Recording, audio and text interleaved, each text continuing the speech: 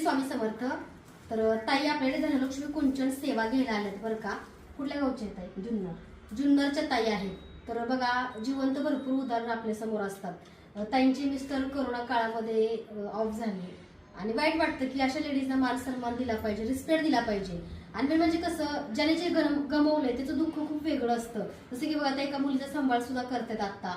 आणि समाजात मला असं वाटतं की अशा लेडीजना प्राधान्य किंवा अशा लेडीजना थोडंसं तुम्ही सपोर्ट केला तर कसं त्यांना जगण्याची हिंमत, प्रेरणा मिळते. आता ताई आल्या कुंचन सेवा घ्यायला. कुंचन सेवा सगळेजण करू शकतात.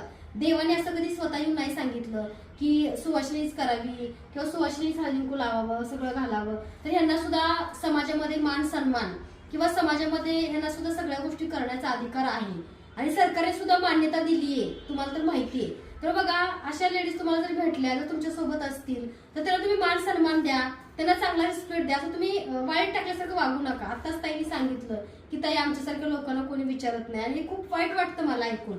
कारण त्या माझ्यापाशी येतात, मी प्रत्येकाला हळदीकुंकू लावते. परवाच्या आजी बघितलं, खूप दुःख होतं त्यांच्या मनात. कसं ते विषय अलंकाराचा किंवा मंगळसूत्राचा नसतो. शेवटी त्यांनाही जगायचा अधिकार आहे आणि शेवटी त्यांनी का नाही घातलं पाहिजे. प्रत्येकाला जगण्याचा अधिकार आहे आणि जर असं कोणी वागणूक देत असेल तर त्याच्यावर सुद्धा लिगल ऍक्शन घेऊ शकतात. कारण कसं आहे की एकट्या लेडीजला तुम्ही जर सपोर्ट करत नसाल तर तुम्ही वाईट वागणूक देऊ नका आणि प्रत्येकाला जगण्याचा अधिकार आहे. त्यामुळे ताई या स्वामी मूर्ती आर्टमध्ये एवढ्या दुरून आल्यात.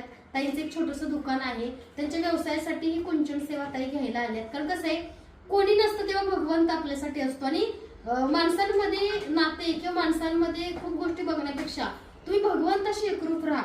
तुम्ही सेवा करा, तुम्ही नामस्मरण करा, भगवंत तुमच्यासोबत कायमस्वरूपी तुम्हाला साथ देतो. ताई मी असं काही मानत नाही, मी प्रत्येकाला आलेला हळदी कुंकू लावते, मान सन्मान करते. त्यामुळे तुम्ही सुद्धा हळदी कुंकू लावू शकता सेवा करताना. कुमारिका असताना आपण सगळं लावतो की नाही. आता जे गेले त्यांच्या नावाची जबाबदारी घेताय, मुलीचं पालन पोषण करताय, मुलीचं सगळं करताय, मग त्या व्यक्तीच्या नावाने सगळं चालू आहे ना. आजही त्याचं नाव लावतो, मग हळदी कुंकू का नाही लावायचं, मंगळसूत्र का नाही घालायचं. तुम्ही समाजात वावरता, तुम्ही बाहेर जाता, तुम्हाला दुकानानिमित्त लोकांना फेस करावं लागतं.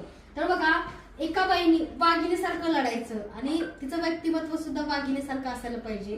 त्यामुळे बघा, आपण आपल्या महाराजांचा आदर्श घेतो, जिजामाताचा आदर्श घेतो, त्याप्रमाणे प्रत्येक बाईला, प्रत्येक स्त्रीला जगण्याचा अधिकार आहे. आणि प्रत्येकाला तेच सांगते, हळदी कुंकू सुद्धा अशा ताईंसारख्या लेडीजकडून तुम्ही हळदी कुंकू सुद्धा करू शकताय. आपलं काही वाईट होत नाही. आज मी कितीतरी लेडीजना हळदी कुंकू लावते, सगळं करते त्याच्यासोबत. आज माझं काय वाईट आहे का? स्वामी उलट मला भरभरून आशीर्वाद देतात. कारण कोणाचं मन दुखवेल असं कार्य, असं कर्म करू नका. तुम्हाला जर तुमला काही देता येत नसेल तर दुःख तुम्ही कधीच देऊ नका. श्री स्वामी समर्थ. तुम्ही सगळ्या सेवा करू शकता, तुम्ही हळदी कुंकू लावू शकता, असं काही मानायचं नाही. आज